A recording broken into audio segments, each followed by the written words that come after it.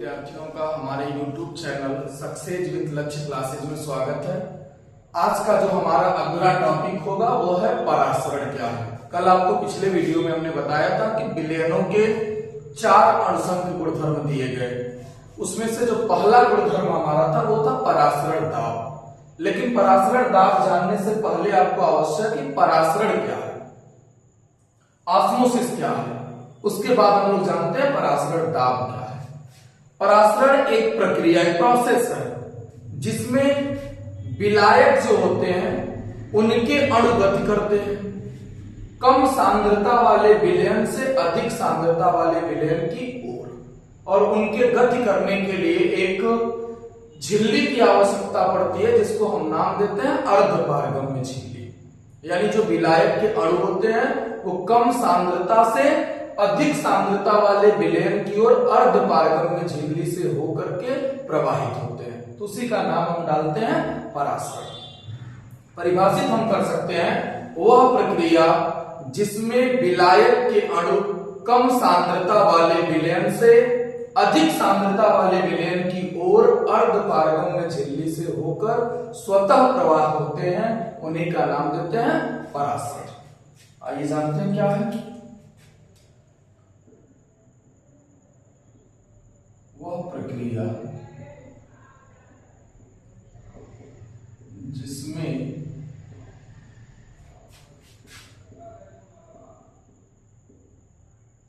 विलायक के अणु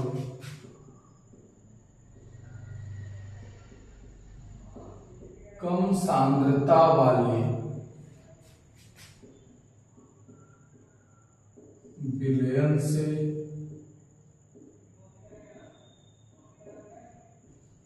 अधिक सांद्रता वाले विलयन की ओर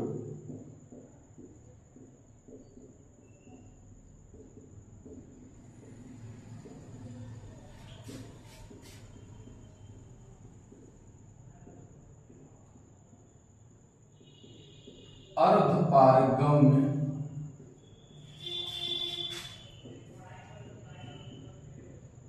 झिल्ली से होकर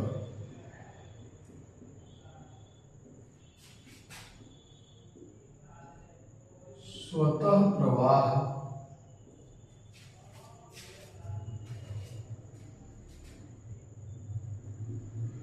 होते हैं, परासरण कहलाता है।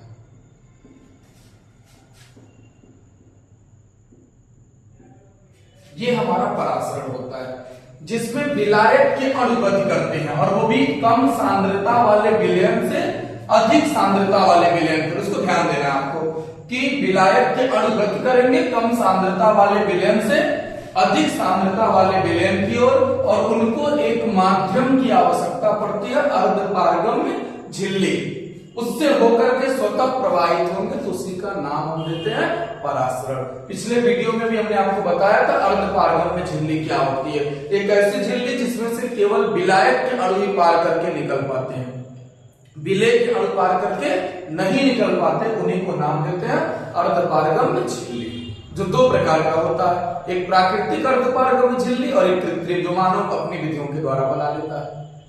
प्राकृतिक में हम एग्जांपल ले लेते हैं, प्याज में, किशमिश में, अंडे में, इनमें जो झिल्लियां पाई जाती हैं उन्हीं को नाम देते हैं प्राकृतिक अर्धपारगम्य झिल्ली। आइए समझते हैं उदाहरण इसका हम क्या दे सकते हैं एग्जांपल परासरण का। हम देखते हैं किशमिश को जल में भिगाते हैं तो फूल जाता है, किशमिश को जल में भिगाएंगे तो फूल जाता है। कारण इसका क्या होता है?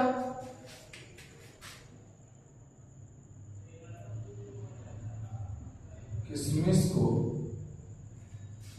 जल में भिगोने पर फूल जाता है। ये हमारा परासरण के नियम पे काम करता है। दूसरा, अंडे को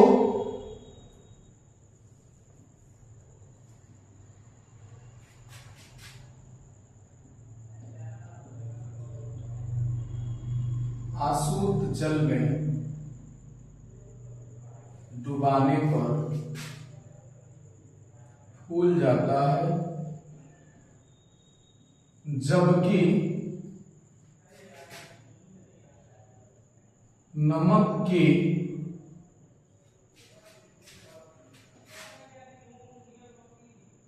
संतृप्त विलयन में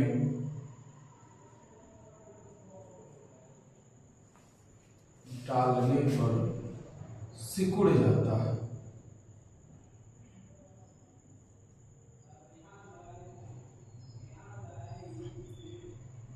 ये हमारे दोनों टॉपिक परासरण के नियम पे काम करते हैं। सबसे पहले हम जानते हैं कि किशमिश को जल में भिगाने पर फूल क्यों जाता है। तो जैसे ही हम किसी पात्र में जल लेते हैं और इसमें किशमिश का एक कण हम डाल देते हैं, तो इस किशमिश की जो सांद्रता होती है वो अधिक होती है। किशमिश की सांद्रता अधिक होती है और जो जल के अणु होते हैं इनकी सांद्रता कम होती है, जो हमारा जल है। अब हम यहां पे पढ़े हैं कि जो विलायक के अणु होते हैं वो कम सांद्रता वाले विलयन से अधिक सांद्रता वाले विलयन की ओर, तो जो जल के अणु है इनकी सांद्रता कम होती है, जिससे जल के अणु गति करना शुरू करते हैं अधिक सांद्रता वाले की ओर, मतलब किशमिश की ओर। और धीरे धीरे ये किशमिश के जो अर्ध पारगम में झिल्ली होता है उसको पार करके अंदर प्रवेश कर जाते हैं, जिससे ये हमारा किशमिश फूल जाता है, इसका जो आकार होता है वो बड़ा हो जाता है। तो आंसर का इसमें रीजन क्या है कि जल की सांद्रता कम और किशमिश की सांद्रता अधिक होती है, जिससे जल के अणु किशमिश की ओर गति करते हैं और अंदर प्रवेश कर जाते हैं और फूल जाता है। दूसरा हमारा जो होता है ये वाला कि अंडे को अगर हम जल में डुबा देते हैं तो वो फूल जाएगा, जबकि नमक के विलयन में उसी अंडे को डालेंगे तो सिकुड़ जाएगा। इसके पीछे क्या रीजन है?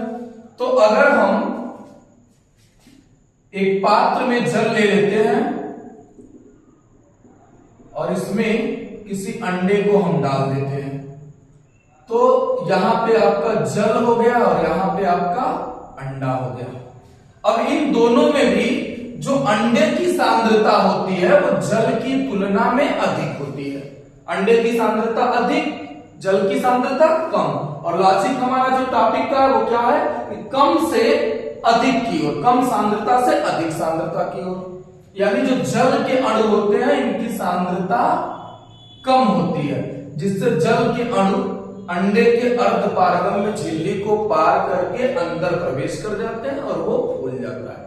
लेकिन उसके लिए शर्त होता है कि अंडे को, जब अंडे का जो बाहरी आवरण है उसको उतार करके जल में डाला जाए, क्योंकि अंडे का जो बाहरी आवरण होता है वो कैल्शियम कार्बोनेट का बना होता है, CaCO3।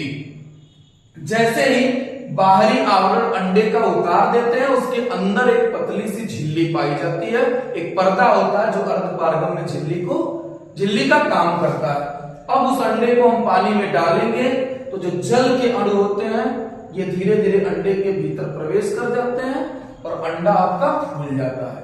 परंतु उसी अंडे को यदि हम नमक का विलयन ले लेते हैं, यहां पे हम ले लेते हैं नमक का विलयन और अंडे को इसमें फिर डाल देते हैं, तो नमक की जो सांद्रता होती है वो अधिक होती है और अंडे की सांद्रता अब हो जाती है कम नमक की तुलना में। नमक की सांद्रता अधिक, अंडे की सांद्रता कम। तो जितने अंडे के भीतर के अणु होते हैं वो धीरे धीरे अपने अर्ध पारगम में झिल्ली से बाहर आते हैं और बाहर आकर के नमक में चले जाते हैं। जब इसमें से अंडे के भीतर के अणु निकल जाते हैं जिसका आयतन कम हो जाता है, जिससे वही अंडा सिकुड़ जाता है। यानी दोनों में आपका सांद्रता का ही रीजन है। अंडा और जल एक साथ है तो अंडे की सांद्रता अधिक, जल की सांद्रता कम। अंडा और नमक है तो अंडे की सांद्रता कम, नमक की सांद्रता अधिक। और परासरण यही करता है कि विलायक के अणु कम सांद्रता वाले विलयन से सदैव अधिक सांद्रता वाले विलयन की ओर ही गति करेंगे। तो ये हमारा टॉपिक होता है परासरण का। इसी तरह से आरबीसी भी होता है। यदि हम लाल रुधिर कणिकाओं को जल में भिगा देते हैं तो कुछ समय बाद देखते हैं वो भी फूल जाता है, वहां पे भी हमारा नियम काम करता है परासरण का ही, क्योंकि जो जल के अणु होते हैं वो आरबीसी के अंदर प्रवेश कर जाते हैं, आरबीसी की जो सांद्रता होती है वो अधिक होती है। तो ये हमारा टॉपिक परासरण का रहा। अब इसके बाद का जो नया टॉपिक हमारा आता है, एक और इससे रिलेटेड जानना जरूरी है, विसरण क्या होता है, छोटा सा टॉपिक विसरण के लिए।